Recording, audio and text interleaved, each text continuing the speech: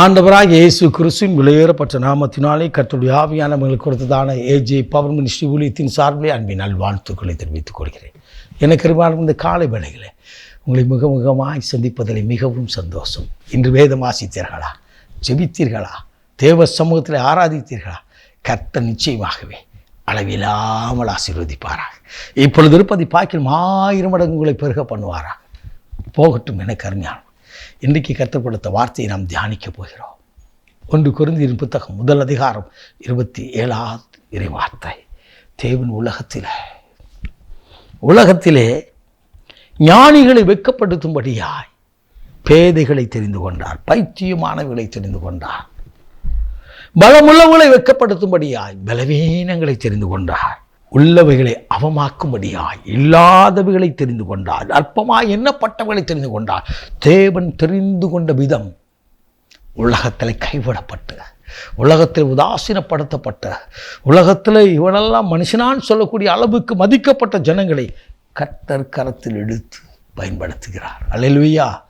கல்விமானி நாவுகளை கொடுத்து சாதாரண ஒரு மீன் பிடித்து கொண்டிருந்த ஒரு பேதுருவாய் கர்த்தர் எடுத்து தன் அளவில்லாத ஞானத்தினால், அனந்த ஞானத்தினால் அபிஷேகம் பண்ணி பரிசுத்த ஆவியின் அபிஷேகத்தை கொடுத்து அற்புதங்களால் அடையாளங்களினால் ஆண்டவர் உயிரோடு இருப்பதை நிரூபித்தார். உங்கள் வாழ்க்கையிலையும் உங்களை தெரிந்து கொண்டிருக்கிறார்.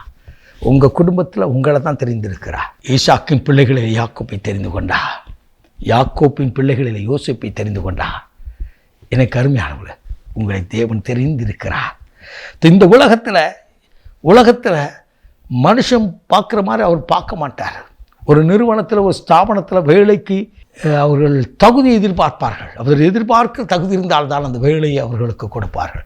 ஆனால் எந்த தகுதியும் இல்லாதபடி, தகுதியில்லாத என்னை, தகுதியில்லாத உங்களை அவர் தகுதிப்படுத்தி, அவர் தெரிந்து கொண்டு தகுதிப்படுத்தி ஆசீர்வதித்து பயன்படுத்துகிறார்.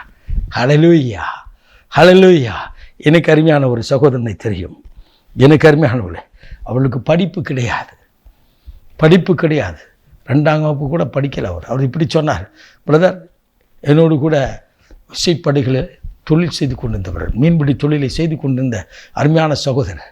அவர் விதமாக சொல்வார், எனக்கு படிப்பறிவு கிடையாது, பகுத்தறிவும் கிடையாது பிரதர், சரியாக பேசுகிற அளவுக்கு கிடையாது.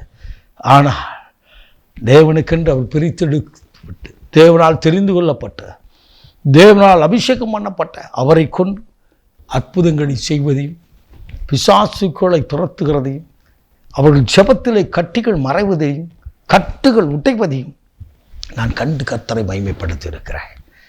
கர்த்தரை செய்த காரியங்கள், அவரை கொண்டு பலத்த காரியங்களை தூத்துக்குடி பட்டணத்தில் செய்வதை நான் கண்டு தேவனை மகிமைப்படுத்தி இருக்கிறேன்.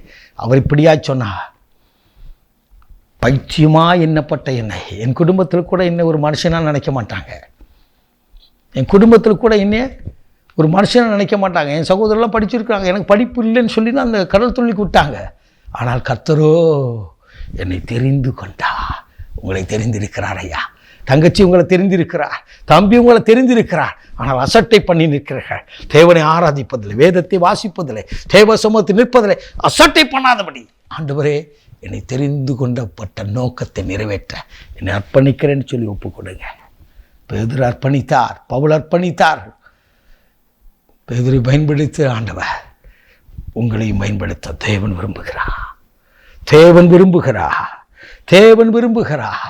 என்கிட்ட படிப்பறிவு இல்லை, பகுத்தறிவு இல்லை, எனக்கு அது இல்லை, இது இல்லை, அப்படி இல்லை, இப்படி இல்லைன்னு சொல்லிக்கிட்டு இருக்கிறத விட ஆண்டவர் சமூகத்தில் ஜெபம் பண்ணி பாருங்க. ஆண்டவர் உங்களோடு பேச விரும்புகிறார். தெரிந்து பேர் சொல்லி அழைக்கிறார். சக்கையை பார்த்து பேர் சொல்லி அழைத்தார். வான், அவரு கட்டையாக இருக்கிறேன், நான் மரத்தில் இருக்கிறேன் அப்படின்னு சொல்லலை. இன்றைக்கி நிறைய பேர் எப்படி சொல்கிறோம், என் விசுவாசம் சின்னதாக இருக்குது, என் உபவாசம் சின்னதாக இருக்குது, என் வேத வாசிப்பு சின்னதாக இருக்குது, நான் அப்படி இருக்கிறேன், இப்படி இருக்கு. அது இல்லை. உங்களை தெரிந்து கொண்ட நோக்கம், உங்களை தெரிந்து கொண்டப்பட்ட நோக்கத்தை நிறைவேற்ற அவர் ஆயத்தப்பட்டு நிற்கிறார். நிறைவேற்ற உங்களை அர்ப்பணியுங்கள், நீங்கள் காணப்போகிறீர்கள். நாம் ஜெபிப்போமா? மகா பரிசுத்தமுள்ள தகப்பனே, உடைய வார்த்தையை கேட்டுக்கொண்டிருந்த ஒவ்வொரு ஜனத்தின் மேலும் தேவன் உலகத்தில் தெரிந்து கொள்ளப்பட்ட நோக்கத்தை அவர் மேல் வைத்திருக்கிறீர் என்பதை உணரும்படியாகும். உணர்வுள்ள இருதயத்தை கொடுத்து உணர்ந்தவர்கள் தேவ சமூகத்தில் நிற்கும் பொழுது பரிசுத்த அபிஷேகத்தினால், பரிசுத்த ஆவியின் வல்லமையினால் நிரப்பி அவளை பயன்படுத்தும்படியாக அவர் பண்ணுகிறார். அர்ப்பணித்து ஜெபிக்கிறேன். தகப்பனே தகப்பனே, தேவன் உலகத்திலே இவர்கள் தெரிந்து கொள்ளப்பட்ட நோக்கத்தை மாத்திரம் நிறைவேற்றும். அற்புதம் செய்து மகிழ பண்ணும். இயேசு இரட்சகரின் நாமத்தில் பிதாவே, ஆமென். ஆமென். God bless you.